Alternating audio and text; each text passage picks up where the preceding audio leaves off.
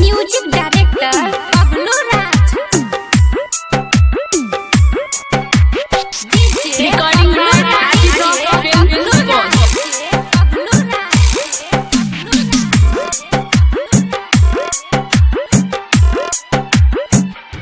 यारे चहल यहवा बहरा से मुँह देखे पापा भाई बच गेले चहल यहवा बहरा से मुँह देखे पापा भाई बच गेले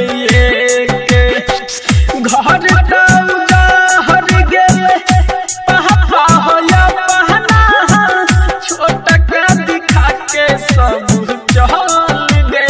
सपना घर हर गेले पापा होया बहना छोटा का दिखा के सब चल गेले सपना चहल यहवा बहरा से मुँह देखे पापा हो भाई बच गेले चहल यहवा बहरा से मुँह देखे पापा हो भाई बच गेले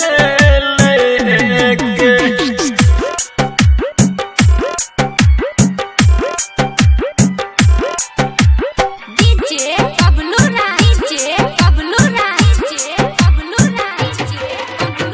मधेपुर मधेपुर मधेपुर मधेपुर मधेपुर। कहे रहिया भैया लागल भूख छे गरीबिन के कभी हियो ना हो सुख छे हाँ कहे रहिया भैया लागल भूख छे गरीबिन के कभी हियो ना हो सुख छे तहन भेल पापा यहाँ अपन दुख से केतना बतैयो हम मुख से तहन भेल पापा यहाँ अपन दुख से केतना बतैयो हम मुख से हरे चल गेल याद सब देखे पापा हो भाई बच गेले चहल यहवा बहरा से मुँह देखे पापा हो भाई बच गेले recording by Rajiv rock film Supaul.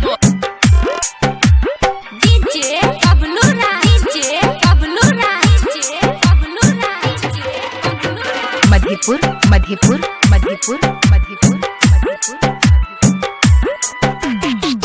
केते कहिया पापा ये कहनी बात हो भूख सहतर पहलाया भरी रात हो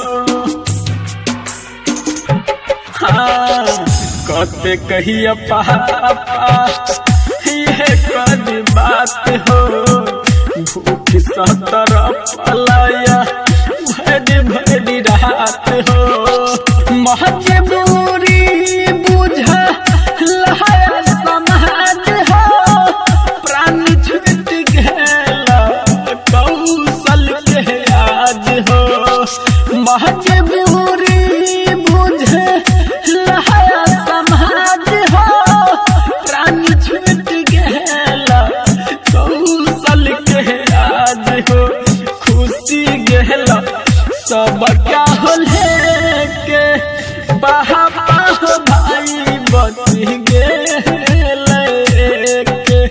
बहरा से चल